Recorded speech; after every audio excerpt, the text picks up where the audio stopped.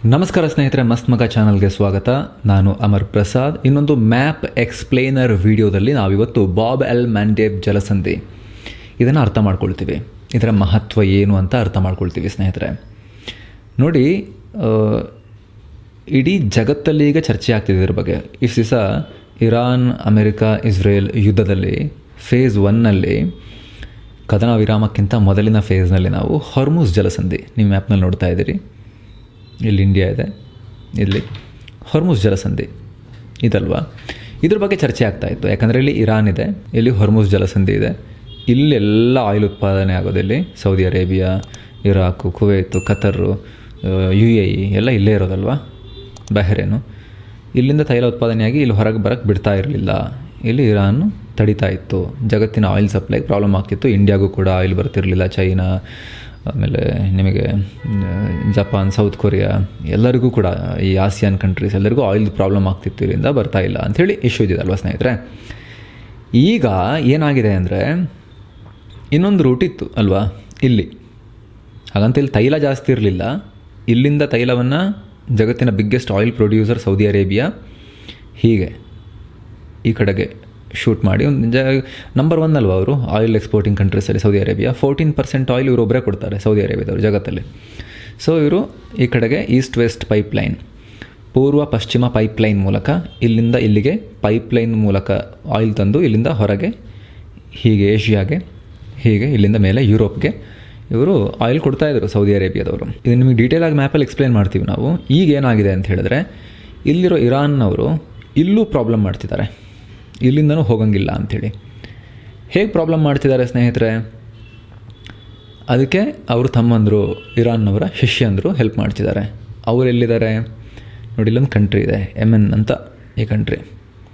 ಈ ಯೆಮೆನ್ ದೇಶದಲ್ಲಿ ಈ ಸೈಡ್ನ ಈ ಬಾಬ್ ಎಲ್ ಮ್ಯಾಂಡೇಬ್ ಜಲಸಂಧಿ ನೋಡಿ, ಇದು ನೋಡಿ ಇಲ್ಲಿದೆ.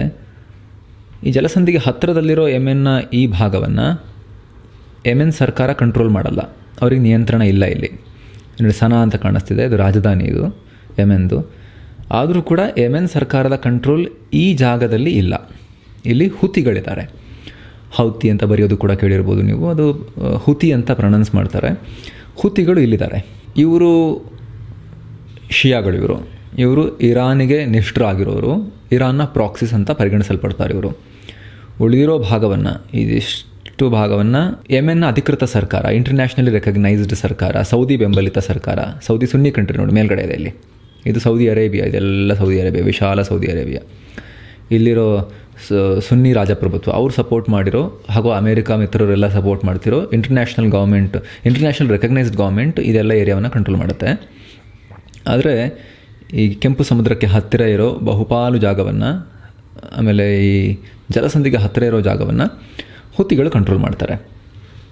ಏನಾಯಿತು ಅಂತ ಹೇಳಿದ್ರೆ, ಈ ಯುದ್ಧದ ಫೇಸ್ 1ನಲ್ಲಿ ಇರಾನ್ನವರು ಸೌದಿಗೆ ಅಷ್ಟೊಂದೇನು ಡ್ಯಾಮೇಜ್ ಮಾಡಲಿಲ್ಲ, ಸ್ವಲ್ಪ ಹೊಡೆದ್ರು, ಆಮೇಲೆ ಸುಮ್ಮನಾದರು. ಅವರು ಜಾಸ್ತಿ ನಿಮಗೆ ಇಲ್ಲಿ UAEಯನ್ನು ಟಾರ್ಗೆಟ್ ಮಾಡ್ಕೊಂಡಿದ್ರು. ಇರಾನ್ನವರು UAEಗೆ ಹೊಡಿತಾಯಿದ್ರು ತುಂಬ ಅವರು. ಆಮೇಲೆ ಹೊರ್ಮುಜನ್ನು ಅಲ್ಲಿ ಬ್ಲಾಕ್ ಮಾಡಿಕೊಂಡ್ರು. ಆದರೆ ಈಗ ಫೇಸ್ 2 ಮತ್ತೆ ಯುದ್ಧ ಶುರು ಆದಮೇಲೆ ಈ ಸಲ ಇಸ್ರೇಲ್ ಕೂಡ ನೋಡಿ, ಇಸ್ರೇಲ್ ಇಲ್ಲಿದೆ, ಇಲ್ಲಿ ಇಸ್ರೇಲ್ ಕೂಡ ಜಾಸ್ತಿ ಇಲ್ಲಿ ಕಾಣಿಸ್ಕೊಳ್ತಿಲ್ಲ ಸೀನ್ನಲ್ಲಿ. ಅವರು ಮತ್ತು ಇರಾನ್ ನಡುವೆ ನೇರ ಹೊಡೆದಾಟ ಆಗ್ತಿಲ್ಲ. ಅಮೇರಿಕ ಮತ್ತು ಇರಾನ್ ನಡುವೆ ಮಾತ್ರ ಇಲ್ಲಿ ನೇರ ಹೊಡೆದಾಟ ಆಗ್ತಾ ಇದೆ. ಈ ಸಂದರ್ಭದಲ್ಲಿ ಇರಾನ್ ಇಸ್ರೇಲ್ ಮೇಲೂ ದಾಳಿ ಮಾಡ್ತಾ ಇಲ್ಲ, ಯಾಕಂದರೆ ಇಸ್ರೇಲ್ ದಾಳಿ ಮಾಡಿಲ್ಲ ಅವ್ರ ಮೇಲೆ. ಇರಾನ್ UAE ಮೇಲೂ ಕೂಡ ದಾಳಿ ಮಾಡ್ತಾ ಇಲ್ಲ, UAEನ ಕೂಡ ಅಷ್ಟೊಂದು ಟಾರ್ಗೆಟ್ ಇದುವರೆಗೂ ಮಾಡಿಲ್ಲ. ರಿಪೋರ್ಟ್ಸ್ ಪ್ರಕಾರ ಅವ್ರ ನಡುವೆ ಒಳ ಅಂಡರ್ಸ್ಟ್ಯಾಂಡಿಂಗ್ ಆಗಿ ಹೋಗಿದೆ, ಸೀಕ್ರೆಟ್ ಡೀಲ್ಸ್ ಆಗಿದೆ.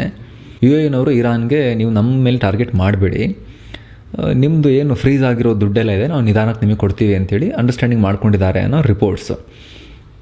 ಜೊತೆಗೆ ಈ ಭಾಗದಲ್ಲಿ ಅಮೇರಿಕದ ಸೇನಾ ಪ್ರೆಸೆನ್ಸ್ ತುಂಬ ಇದೆ. ಇಲ್ಲಿ ಅಮೇರಿಕ ಕೂಡ ಇಲ್ಲೆಲ್ಲ ಈ ಭಾಗದಲ್ಲಿ, ಇಲ್ಲಿ ಅರೇಬಿಯನ್ ಸಿ ಸೇರಿ ಇದೆಲ್ಲ ಈ ಇಷ್ಟು ಜಾಗದಲ್ಲಿ ಬ್ಲಾಕೇಡ್ ಹಾಕೊಂಡು ಕೂತಿದೆ. ಇರಾನ್ನವರು ಇಲ್ಲಿ ಬ್ಲಾಕೇಡ್ ಹಾಕೊಂಡು ಕೂತ್ಕೊಂಡ್ರೆ ನಾವು ಇರಾನಿಗೆ ಯಾವುದೇ ಶಿಪ್ ಹೋಗಕ್ಕೆ ಬಿಡಲ್ಲ, ಇರಾನಿಂದ ಯಾವುದೇ ಶಿಪ್ ಬರೋಕ್ಕೆ ಬಿಡಲ್ಲ ಅಂಥೇಳಿ ಇರಾನಿಗೆ ದಿಗ್ಬಂಧನ ಹಾಕೊಂಡು ಅಮೇರಿಕದವರು ಇಲ್ಲಿ ಕೂತ್ಕೊಂಡಿದ್ದಾರೆ ಅಲ್ವಾ. ಸೊ ಇವಾಗ ಏನಾಗಿದೆ ಅಂತ ಹೇಳಿದ್ರೆ ನೋಡಿ, ಈಗ ಇರಾನ್ನ ಬ್ಲಾಕೇಡ್, ಹೊರ್ಮುಜ್ ಜಲಸಂಧಿಯ ದಿಗ್ಬಂಧನ ವರ್ಕೌಟ್ ಆಗಬೇಕು ಅಂತ ಹೇಳಿದ್ರೆ ಜಗತ್ತಿಗೆ ತೈಲ ಸಿಗಬಾರ್ದು. ಆದರೆ ಸೌದಿ ಏನು ಮಾಡ್ತಾಯಿತ್ತು, ಕರೆಕ್ಟಾಗಿ ಕೇಳಿಸ್ಕೊಳ್ಳಿ, ನಂಬರ್ ಒಂದಷ್ಟು ನಿಮಗೆ ಹೇಳ್ತೀವಿ. ಈಗ ಸೌದಿಯ ದಿನದ ಆಯಿಲ್ ಪ್ರೊಡಕ್ಷನ್ ಸಾಮರ್ಥ್ಯ ಒಂದು 12 million barrel per day. 12 million barrel ಅಂದರೆ 1,20,00,000 ಬ್ಯಾರಲ್ ಪರ್ ಡೇ. 1 ಮಿಲಿಯನ್ ಅಂದರೆ 10 ಲಕ್ಷ ಅಲ್ವಾ. 12 million barrel per day production capacity. ಅದರಲ್ಲಿ 2.5-3 ಮಿಲಿಯನ್ ಬ್ಯಾರಲ್ ಪರ್ ಡೇ ಅವರ ಓನ್ ಡೊಮೆಸ್ಟಿಕ್ ರಿಫೈನ್ರಿಗೇ, ಸೌದಿ ಅರೇಬಿಯಾದ ಡೊಮೆಸ್ಟಿಕ್ ರಿಫೈನ್ರಿಗೇ ಅದು ಹೋಗ್ತಾ ಇತ್ತು.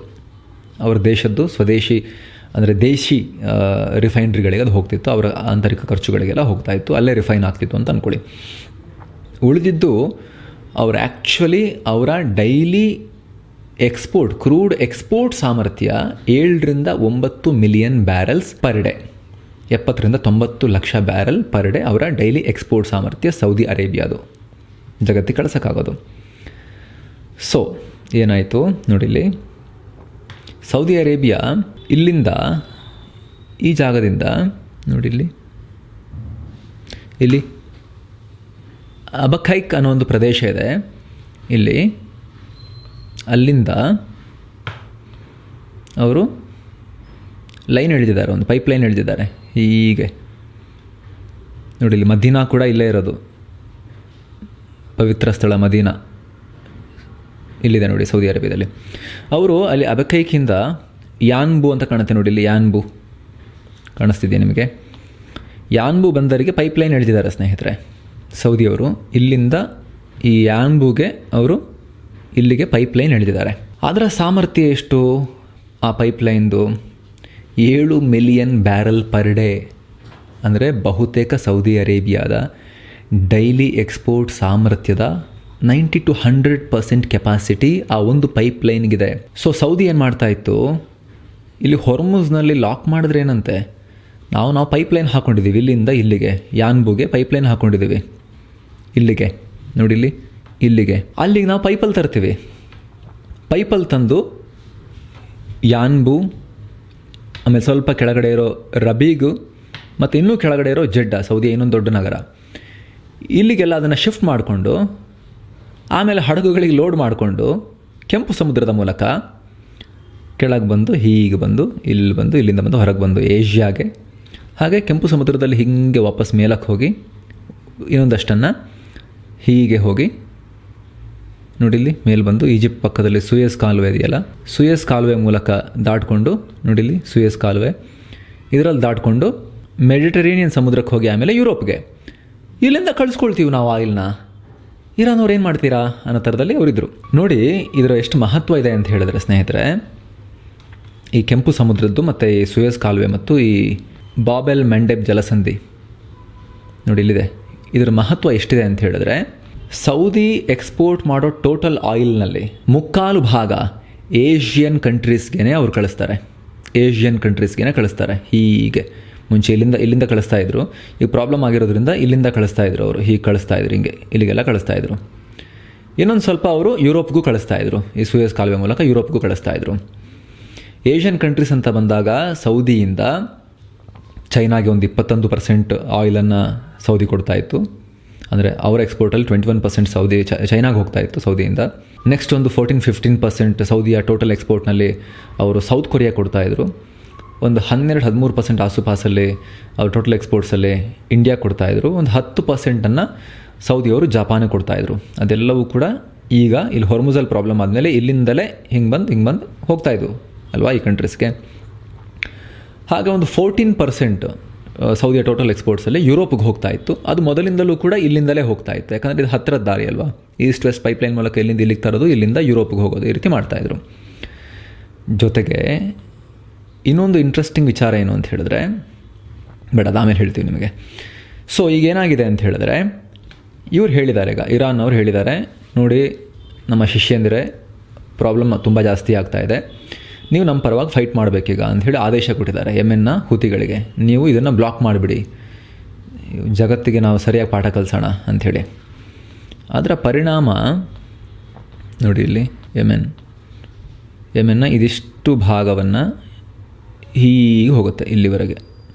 ಇದಿಷ್ಟು ಭಾಗವನ್ನು ಕಂಟ್ರೋಲ್ ಮಾಡೋ ಹುತಿಗಳು ಇಲ್ಲಿಗೆ ಬ್ಲಾಕೇಡ್ ಹಾಕಿದ್ದಾರೆ. ಇಲ್ಲಿ ಬರೋ ಯಾವುದೇ ಹಡಗುಗಳ ಮೇಲೆ ನಾವು ಹೊಡಿತೀವಿ ಅಂತ ಹೇಳ್ತಿದ್ದಾರೆ.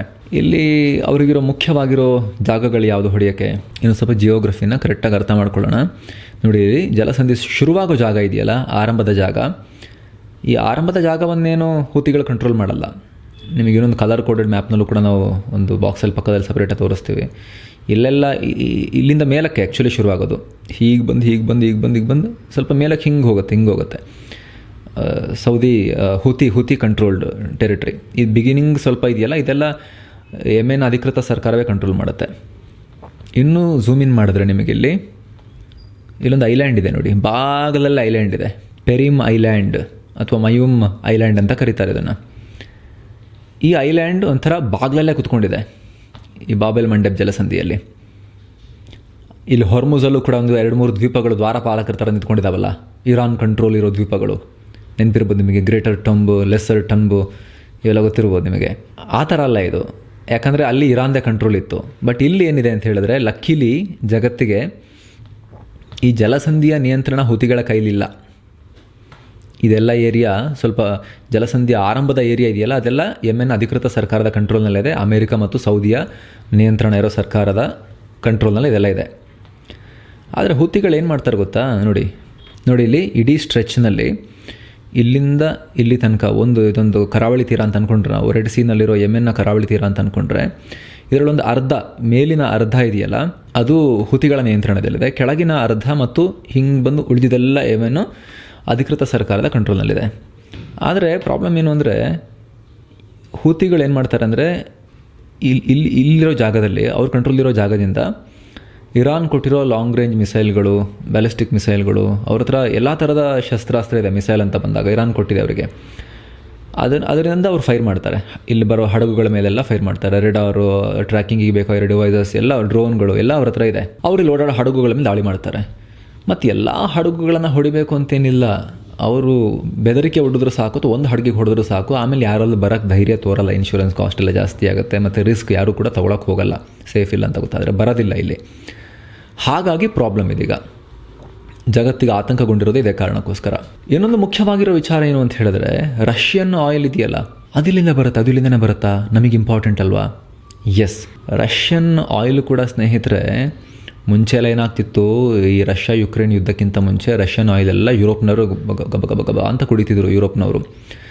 ಆದರೆ ಅವರೀಗ ಈ ರಷ್ಯಾ ಯುಕ್ರೇನ್ ಯುದ್ಧ ಶುರುವಾದ್ಮೇಲೆ ಏನಾಗಿದೆ, ಅಷ್ಟೊಂದು ತಗೊಳ್ತಿಲ್ಲ, ಮುಂಚಿನಷ್ಟು ತೊಗೊಳ್ತಿಲ್ಲ. ಯುರೋಪ್ನವ್ರು ರಷ್ಯಾದಿಂದ ತೊಗೊಳ್ತಿದ್ದಾರೆ, ಬಟ್ ಮುಂಚಿನಷ್ಟು ತೊಗೊಳ್ತಿಲ್ಲ. ಹಾಗಾಗಿ ರಷ್ಯನ್ ಆಯಿಲ್ ಸ್ವಲ್ಪ ಇಂಡಿಯಾನೂ ಜಾಸ್ತಿ ಬೈ ಮಾಡೋಕ್ಕೆ ಶುರು ಮಾಡಿದೆ, ಡಿಸ್ಕೌಂಟಲ್ಲಿ ಸಿಕ್ತು ಅಂಥೇಳಿ. ಜೊತೆಗೆ ನಮಗೆ ಅನಿವಾರ್ಯ ಥರನೂ ಆಗೋಗಿದೆ ರಷ್ಯನ್ ಆಯಿಲ್, ಈ ಹೊರ್ಮೋಸಲ್ ಪ್ರಾಬ್ಲಮ್ ಇರೋದ್ರಿಂದ. ಸೊ ರಷ್ಯನ್ ಆಯಿಲ್ ಕೂಡ ಇಲ್ಲಿಂದನೇ ಬರೋದು. ನೋಡಿ, ಇಲ್ಲಿ ಬ್ಲ್ಯಾಕ್ ಸೀನಿಂದ ಬಂದು, ಆಮೇಲೆ ಮೆಡಿಟರೇನಿಯನ್ ಸೀ ಬಂದು, ಮೆಡಿಟರೇನಿಯನ್ ಸೀನಿಂದ ಇಲ್ಲಿ ಸುಯೇಸ್ ಕಾಲುವೆ ಮೂಲಕ ಇಲ್ಲಿ ಇಳಿದು ಹೀಗೆ ಬಂದು ಹೊರಗೆ ಬಂದು ಇಂಡಿಯಾಗೆ ಬರೋದು. ಅಲ್ಲಿಗೂ ಪ್ರಾಬ್ಲಮ್ ಆಗುತ್ತಾ? ಇಲ್ಲ, ಅದೇ ಇಲ್ಲಿ ಟ್ವಿಸ್ಟ್ ಇರೋದು. ಏನು ಅಂತ ಹೇಳಿದ್ರೆ, ರಷ್ಯನ್ ಹಡಗುಗಳಿಗೆ ಹೂತಿಗಳೇನು ಪ್ರಾಬ್ಲಮ್ ಮಾಡಲ್ಲ, ಫ್ರೀ ಪಾಸ್ ಇದೆ. ಇರಾನ್ನವರು ಹೂತಿಗಳು ರಷ್ಯನ್ ಹಡಗುಗಳಿಗೆ ಏನೂ ಪ್ರಾಬ್ಲಮ್ ಮಾಡೋದಿಲ್ಲ ಅಂತ ಒಂಥರ ಅದು ಬಿಡಿಸಿ ಹೇಳಬೇಕಾಗಿಲ್ಲ, ಅಂಡರ್ಸ್ಟುಡ್ ಥರ. ಅವ್ರ ಹಡಗುಗಳಿಗೆ ಸಮಸ್ಯೆ ಮಾಡಲ್ಲ, ನಮ್ಗೆ ಅಲ್ಲಿಂದ ಇಲ್ಲಿ ಏನೇ ಪ್ರಾಬ್ಲಮ್ ಇದ್ದರೂ ಕೂಡ ರಷ್ಯನ್ ಅವ್ರು ಮತ್ತು ಸೌದಿಗೆ ಮಾತ್ರ ಅಂತ ಹೇಳಿದ್ದಾರೆ. ಈಗ ಗ್ಲೋಬಲ್ ಸಪ್ಲೈಗೂ ಕೂಡ, ಜಗತ್ತಿನ ಟೋಟಲ್, ಬರೀ ಆಯಿಲ್ ಅಲ್ಲ, ಟೋಟಲ್ ವ್ಯಾಪಾರಕ್ಕೂ ಒಂದು 10-15% ಇಲ್ಲೇ ಆಗುತ್ತಲ್ವಾ, ಸುಯೇಸ್ ಕಾಲುವೆ ಮೂಲಕ ಆಗುತ್ತಲ್ವಾ. ಸೊ ಅದಕ್ಕೆಲ್ಲ ನಾವು ಪ್ರಾಬ್ಲಮ್ ಮಾಡಲ್ಲ, ಓನ್ಲಿ ಸೌದಿ ಹಡಗುಗಳಿಗೆ ಮಾತ್ರ ಅಂತ ಹೇಳಿದ್ದಾರೆ. ಹಂಗಿರ್ಬೇಕಾದ್ರೆ ರಷ್ಯಾದ ಸುದ್ದಿಗಂತೂ ಅವ್ರು ಹೋಗೋದೇ ಇಲ್ಲ, ಅದನ್ನು ನಾವು ಸಮಾಧಾನ ಪಡ್ಬೋದು. ರಷ್ಯಾದಿಂದ ನಮಗೆ ಆಯಿಲ್ ಬರೋದು ಇದರಿಂದ ಬರುತ್ತೆ. ಸೊ ಅದೊಂದು ವಿಚಾರ. ಹೀಗಿರಬೇಕಾದ್ರೆ ಓಕೆ, ಈ ಜಾಗದಲ್ಲಿ ಇವ್ರಿಗೇನೆಲ್ಲ ಇದಿದೆ, ಅಮೇರಿಕಾ ಮಿತ್ರರು, ಅವರಿಗಿರೋ ಅಡ್ವಾಂಟೇಜಸ್ ಏನು, ಅವ್ರು ಹೆಂಗೆ ಕೌಂಟರ್ ಮಾಡ್ತಾರೆ ಅಂತ ನೋಡಿದ್ರೆ ಸ್ನೇಹಿತರೆ, ಇಲ್ಲಂತೂ ಗೊತ್ತು ನಿಮಗೆ, ಈ ಸೌದಿ, UAE, ಕತರು, ಬಹ್ರೇನು, ಕುವೈತು, ಇರಾಕು, ಇಲ್ಲೆಲ್ಲ ಅಮೇರಿಕದ ಹೆವಿ ನೆಲೆಗಳಿದ್ದಾವೆ. ನಿಮಗೆ ಲಾಸ್ಟ್ ವೀಡಿಯೋದಲ್ಲಿ ಎಕ್ಸ್ಪ್ಲೇನ್ ಮಾಡಿದ್ದೀವಿ, ನಾವು ಮತ್ತೆ ಅಲ್ಲಿಗೆ ಹೋಗಲ್ಲ ಈಗ ಜಾಸ್ತಿ. ಹೆವಿ ಡಿಪ್ಲಾಯ್ಮೆಂಟ್ ಇದೆ. ಅಮೇರಿಕದ ನೇವಿಯ 5th ಫ್ಲೀಟ್ ಕೂಡ ಇಲ್ಲೇ ಇರೋದು, ನಿಮಗೆ ಪರ್ಷಿಯನ್ ಗಲ್ಫ್ ಒಳಗಡೆ ಇರೋದು ಅಲ್ವಾ. ಹಾಗೆ ಅಮೇರಿಕದ ಪ್ರಮುಖ ಏರ್ ಬೇಸ್ ಕೂಡ ಕತರ್ನಲ್ಲೇ ಇರೋದು. ಸೊ ನಾವು ಅಲ್ಲಿಗೆ ಜಾಸ್ತಿ ಹೋಗೋದು ಬೇಡ. ಇದು ಹೆವಿಲಿ ಅಮೇರಿಕನ್ ಪ್ರೆಸೆನ್ಸ್ ಇರೋ ಏರಿಯಾ ಇದು. ಇಲ್ಲೂ ಕೂಡ ಅಮೇರಿಕದ ಪ್ರೆಸೆನ್ಸ್ ತುಂಬ ಕಮ್ಮಿ ಇದೆ ಅಂತೇನಿಲ್ಲ. ಇಲ್ಲಿ ಎಕ್ಸ್ಪ್ಲೇನ್ ಮಾಡ್ತೀವಿ ನಾವು ನಿಮಗೆ. ಸಮುದ್ರದಲ್ಲಿ ಅವರಿಲ್ಲಿ ಆಲ್ರೆಡಿ USS ಅಬ್ರಹಾಂ ಲಿಂಕನ್ ನಿಲ್ಲಿಸ್ಕೊಂಡಿದ್ದಾರೆ, ಇಲ್ಲಿ ಬ್ಲಾಕೆಡ್ ಹಾಕ್ಕೊಂಡು. ಇಲ್ಲೂ ಕೂಡ ರೆಡ್ ಸೀನಲ್ಲಿ USS ಜೆರಾಲ್ಡ್ ಆರ್ ಫೋರ್ಡ್ ನಿಲ್ಲಿಸ್ಕೊಂಡಿದ್ದಾರೆ. ಎರಡೂ ವಿಮಾನವಾಹಕ ಯುದ್ಧ ನೌಕೆಗಳಲ್ಲಿ ಒಂದೊಂದರಲ್ಲೂ ಕೂಡ 70-80 ಏರ್ಕ್ರಾಫ್ಟ್ಗಳನ್ನು ಕ್ಯಾರಿ ಮಾಡೋ, ಫೈಟರ್ ಜೆಟ್ಗಳನ್ನು ಕ್ಯಾರಿ ಮಾಡೋ ಕೇಪಬಿಲಿಟಿ ಇದೆ. ಒಂಥರ ತೇಲುವ ನೌಕಾನೆಲೆಗಳಿದ್ದಂಗೆ ಅವೆಲ್ಲ, ಅಥವಾ ತೇಲುವ ಏರ್ ಬೇಸ್ಗಳಿದ್ದಂಗೆ ಅಂತ ಅಂದ್ಕೊಳ್ಳಿ. ಸೊ ಅದೊಂದಾಯಿತು. ಆಮೇಲೆ ಎಂಟೈರ್ ಮಿಡಲ್ ಈಸ್ಟ್ನಲ್ಲಿ ಒಂದು 45,000-50,000 ಸಾವಿರದಷ್ಟು ಅಮೆರಿಕನ್ ಸೈನಿಕರಿದ್ದಾರೆ. ಅದಿನ್ನೊಂದು ಪಾಯಿಂಟ್ ಆಯಿತು. ಆಮೇಲೆ ಇಲ್ಲಿ ಅಮೆರಿಕ ಸ್ವಂತ ನೆಲೆಗಳನ್ನು ಜಾಸ್ತಿ ಓನರ್ಶಿಪ್ ಹೊಂದಿರೋ ನೆಲೆಗಳನ್ನು ಹೊಂದಿಲ್ಲ ಅಂದರೂ ಕೂಡ ರೆಡ್ ಸೀನಲ್ಲಿ ಅವರಿಗೆಲ್ಲ ಸೌದಿ ಇರೋದಲ್ವ, ಮಿತ್ರರೇ ಇರೋದು. ನೋಡಿ, ಈಜಿಪ್ಟು ಅಮೆರಿಕದ ಡಿಫೆನ್ಸ್ ಪಾರ್ಟ್ನರ್ ಥರನೇ, ಒಂಥರ ಇಂಪಾರ್ಟೆಂಟ್ ಪಾರ್ಟ್ನರ್. ಅಲ್ಲಿರೋದು ಅಮೆರಿಕದ ಮಿತ್ರ Fattah Abdul el Sisi, military dictator, ಅಲ್ಲೊಬ್ಬ ಫೀಲ್ಡ್ ಮಾರ್ಷಲ್ ಆತ, ಅಮೆರಿಕ ಹೇಳ್ದಂಗೆ ಕೇಳೋರು ಅವರು ಇಲ್ಲಿ ಈಜಿಪ್ಟಲ್ಲಿ. ಆಮೇಲೆ ನಿಮಗೆ ಇಲ್ಲಿ ನೋಡಿ, ಇಲ್ಲಿ ಮೇಲೆ ಇಸ್ರೇಲೇ ಇದೆ, ಇಲ್ಲಿ ಇಸ್ರೇಲ್ ಇದೆ. ಆಮೇಲೆ ಜಿಬೂಟಿ ಅಂತ ಕಾಣುತ್ತೆ ನೋಡಿ, ಜಿಬೂಟಿ ಇದರ ಬಾಯಲ್ಲೇ ಇದೆ. ಇದು ಬಾಬೆಲ್ ಮಂಡೆಬ್ ಜಲಸಂಧಿ ಅಲ್ಲ, ಇದರ ಬಾಯಲ್ಲೇ ಜಿಬೂಟಿ ಇದೆ ನೋಡಿ, ಇಲ್ಲಿ ಸಣ್ಣ ದೇಶ ಜಿಬೂಟಿ ಇದೆ ಇಲ್ಲಿ. ಈ ಜಿಬೂಟಿಯಲ್ಲಿ ಅಮೆರಿಕದ ಲೆಮೋನಿಯರ್ ಬೇಸ್ ಇದೆ. ಅದು ಎಲ್ಲಿದೆ ಗೊತ್ತಾ ಸ್ನೇಹಿತರೆ? ಇಲ್ಲಿ ಬರುತ್ತೆ, ಈ ಸೈಡಲ್ಲಿ ಬರುತ್ತೆ ಅಮೆರಿಕದ ಲೆಮೋನಿಯರ್ ಬೇಸ್. ಮತ್ತು ಇಲ್ಲಿ ಜಿಬೂಟಿ ಸ್ಪೆಷಾಲಿಟಿ ಏನು ಅಂದರೆ, ಇವರೊಂಥರ ಮಿಲಿಟ್ರಿ ಬೇಸ್ಗಳ ಲ್ಯಾಂಡ್ ಲಾರ್ಡ್ ಇದ್ದ ಹಾಗೆ. ಇವ್ರ ಮೇನ್ ಇನ್ಕಮ್ ಏನು ಗೊತ್ತಾ ಇವ್ರದ್ದು, ಜಿಬೂಟಿ ಅವ್ರದ್ದು? ಇದೊಂದು ಸ್ಟ್ರಾಟಜಿಕ್ ಜಾಗ ಅಲ್ವಾ ಇದು. America, China, France, Italy, almost ಎಲ್ಲರಿಗೂ ಇವರು ರೈವಲ್ ಪವರ್ಸ್ಗೆಲ್ಲ ಅಲ್ಲಿ ಜಾಗ ಕೊಟ್ಟಿದ್ದಾರೆ ಮಿಲಿಟ್ರಿ ಬೇಸಸ್ನ ಮಾಡ್ಕೊಳ್ಳೋಕ್ಕೆ.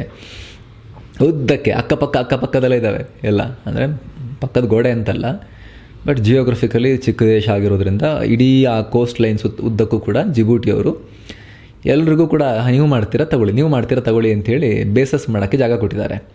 ಸೊ ಜಿಬೂಟಿಯಲ್ಲಿ ಹೆವಿ ಅಮೆರಿಕನ್ ಪ್ರೆಸೆನ್ಸ್ ಇದೆ, ಅವ್ರ ಬೇಸ್ ಇದೆ. ಆದರೆ ಮತ್ತಲ್ಲೊಂದು ಟ್ರಿಕ್ ಏನು ಅಂತ ಹೇಳಿದ್ರೆ, ಆ ಬೇಸಸ್ನ ಬಳಸ್ಕೊಂಡು ಯೆಮೆನಿಗೆ ಹೊಡೆಯೋಕ್ಕಾಗಲ್ಲ, ಹೂತಿಗಳಿಗೆ ಹೊಡೆಯೋಕ್ಕಾಗಲ್ಲ. ಆ ಕಂಡೀಷನ್ ಹಾಕಿದ್ದಾರೆ. ನಿಮ್ಮನ್ನೋ ಬೇಸ್ ಮಾಡೋಕ್ಕೆ ಜಾಗ ಕೊಡ್ತೀವಿ, ಆದರೆ ಯೆಮೆನ್ ಮೇಲೆ, ಹೂತಿಗಳ ಮೇಲೆ ಅಟ್ಯಾಕ್ ಮಾಡೋಕ್ಕೆ ನಮ್ಮ ಜಾಗ ನೀವು ಬಳಸೋಕ್ಕೆ ನಾವು ಅವಕಾಶ ಕೊಡಲ್ಲ ಅಂತ ಹೇಳಿದ್ದಾರೆ. ಯಾಕೆ? ದ ಮೂಮೆಂಟ್ ಅವರು ಅವಕಾಶ ಕೊಟ್ಟ ತಕ್ಷಣ ದಿನ ಬೆಳಗಾದರೆ ಹೂತಿಗಳ ಮೇಲೆ ರಾಕೆಟ್ ಫೈರ್ ಮಾಡೋಕ್ಕೆ ಶುರು ಮಾಡ್ತಾರೆ, ಜಿಬೂಟಿ ಮೇಲೂ ಕೂಡ. ಆ ಭಯ ಇದೆ ಜಿಬೂಟಿ ಅವರಿಗೆ. ಹಾಗಾಗಿ ಬೇಸ್ ಕೊಟ್ಟಿದ್ದಾರೆ, ಬಟ್ ಅಟ್ಯಾಕ್ ಮಾಡೋಂಗಿಲ್ಲ ಅನ್ನೋ ಕಂಡೀಷನ್ ಹಾಕಿದ್ದಾರೆ. ಆದರೆ ಅಟ್ಯಾಕ್ ಇಲ್ಲಿಂದನೇ ಮಾಡಬೇಕಾಗಿಲ್ಲ ಅಂತ ಹೇಳೋದು ನಾವು. ಇದಿಷ್ಟು ಜಾಗದಲ್ಲಿರೋ ಹುತಿಗಳನ್ನು ಹೊಡೆಯೋಕ್ಕೆ ಇಲ್ಲಿಂದಲೇ ಮಾಡಬೇಕಾಗಿಲ್ಲ. ಇದೊಂಥರ ಅವರಿಗೆ ಅದರ್ ದನ್ ಅಟ್ಯಾಕ್ ಎಲ್ಲದನ್ನು ಮಾಡೋಕ್ಕೆ ಯೂಸ್ ಮಾಡ್ಕೋಬೋದು. ಈ ಪ್ರದೇಶದ ಮೇಲೆ ಕಣ್ಣಿಡೋಕ್ಕೆ, ಹುತಿಗಳ ಮೇಲೆ ಕಣ್ಣಿಡೋಕ್ಕೆ ಡ್ರೋನ್ ಕಳಿಸ್ಬಿಟ್ಟು ಸರ್ವೆಲೆನ್ಸ್ ಮಾಡೋಕ್ಕೆ, ಏರ್ಕ್ರಾಫ್ಟ್ಗಳನ್ನು ಕಳ್ಸೋಕ್ಕೆ, ಏನಾದರೂ ಅವರ ಏರ್ಕ್ರಾಫ್ಟು ಅಥವಾ ಹಡಗಿಗೂ ಡ್ಯಾಮೇಜ್ ಆಯಿತು ಅಂತ ಹೇಳಿದ್ರೆ ರೆಸ್ಕ್ಯೂ ಆಪರೇಷನ್ ನಡೆಸೋಕ್ಕೆ, ಆಮೇಲೆ ಫ್ಯೂಲ್ ಸಪ್ಲೈ, ಬೇರೆ ಬೇರೆ ಥರದ ಮಿಲಿಟ್ರಿ ಸಪ್ಲೈಸ್ನ ಒದಗಿಸಲಿಕ್ಕೆ, ಅದಕ್ಕೆಲ್ಲದಕ್ಕೂ ಕೂಡ ಇವರು ಈ ಜಿಬೂಟಿಯಲ್ಲಿರೋ ಬೇಸ್ನ ಅಮೆರಿಕನ್ಸ್ ಯೂಸ್ ಮಾಡ್ಬೋದು. ಸೊ ಅದೇ ಕಾರಣಕ್ಕೆ ಟ್ರಂಪ್ ಹೇಳಿರೋದು, ಇರಾನ್ ಮತ್ತು ಹೂತಿಗಳು ನಾವು ಡಿಫ್ರೆನ್ಷಿಯೇಟ್ ಮಾಡಿ ನೋಡಲ್ಲ, ಹೂತಿಗಳು ಹೊಡೆದ್ರು ಇರಾನ್ ಹೊಡೆದಿದ್ದಂತಲೇ ಕನ್ಸಿಡರ್ ಮಾಡ್ತೀವಿ. ಒಂದೊಂದು ಹಡಗಿಗೆ ಹೊಡೆದಾಗಲೂ ಕೂಡ ನಾವು ಇವ್ರ ಮೇಲೆ ಹೆವಿ ನರಕದ ಮಳೆಯನ್ನು ಸುರಿಸ್ತೀವಿ. ಅವರ ಮೂಲಸೌಕರ್ಯ, ಪವರ್ ಪ್ಲ್ಯಾಂಟು, ಮಿಲಿಟ್ರಿ ಮಾತ್ರ ಅಲ್ಲ, ನಾಗರಿಕ ಮೂಲಸೌಕರ್ಯಗಳನ್ನು, ಬ್ರಿಡ್ಜ್ಗಳನ್ನು ಎಲ್ಲ ನಾವು ಹೊಡಿತಾ ಹೋಗ್ತೀವಿ ಅಂತೇಳಿ ಟ್ರಂಪ್ ಹೇಳಿರೋದು.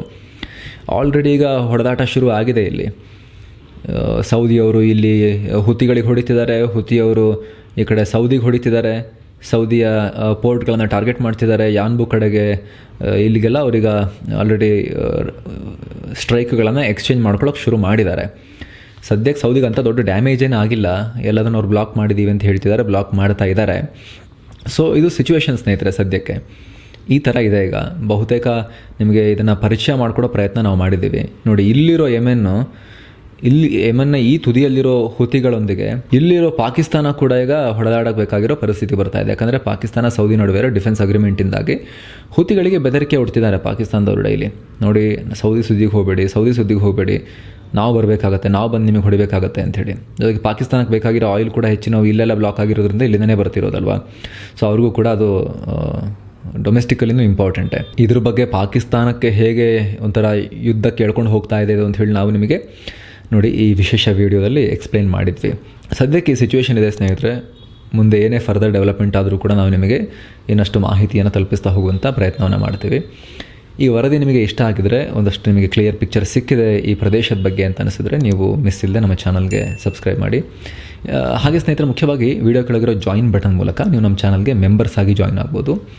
ಆವಾಗ ಎಲ್ಲ ಮೆಂಬರ್ ಓನ್ಲಿ ವೀಡಿಯೋಸನ್ನು ನೋಡೋಕೆ ಶುರು ಮಾಡ್ಬೋದು. ನಾವು ನಮ್ಮ ಮೆಂಬರ್ಶಿಪ್ ಕಮ್ಯುನಿಟಿಯಲ್ಲಿ ಎಕ್ಸ್ಕ್ಲೂಸಿವ್ ವೀಡಿಯೋಸನ್ನು ಪಬ್ಲಿಷ್ ಮಾಡ್ತಾಯಿದ್ದೀವಿ. ಅದು ಕೇವಲ ಮೆಂಬರ್ಸ್ಗೆ ಮಾತ್ರ ಸೀಮಿತ ಆಗಿರುತ್ತೆ.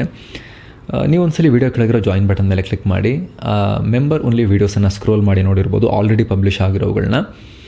ಅದು ನಿಮಗೆ ವರ್ತ್ ಅಂತ ಅನಿಸಿದ್ರೆ, ಯೂಸ್ಫುಲ್ ಅಂತ ಅನಿಸಿದ್ರೆ, ನಾವು ಹ್ಯೂಜ್ ಪ್ರೈಸ್ ಏನೂ ಇಟ್ಟಿಲ್ಲ ಮೆಂಬರ್ಶಿಪ್. ನೀವು ಒಂದ್ಸಲಿ ಚೆಕ್ ಮಾಡಿ ನೋಡಿ. ವೀಡಿಯೋ ಕೆಳಗಿರೋ ಜಾಯಿನ್ ಬಟನ್ ಮೇಲೆ ಡೀಟೇಲ್ಸ್ ನೀವು ಕ್ಲಿಕ್ ಮಾಡಿಬಿಟ್ಟು ಡೀಟೇಲ್ಸ್ ಚೆಕ್ ಮಾಡ್ಬೋದು.